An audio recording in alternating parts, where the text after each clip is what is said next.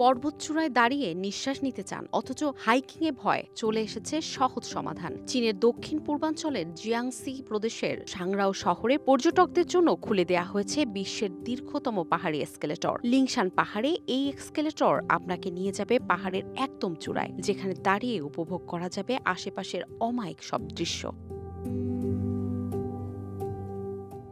১২৩৬ metre দৈর্ঘ্যের এই এক্সকেলেটরকে বলা হয়েছে ক্লাউড ল্যাডার বা মেঘের সিঁড়ি। যেখানে পৌঁছাতে আগে ২ ঘন্টার কঠিন হাইকিং এর দরকার হতো, সেখানে মাত্র ১০ মিনিটেই পৌঁছানো যায় পাহাড় চূড়ায়।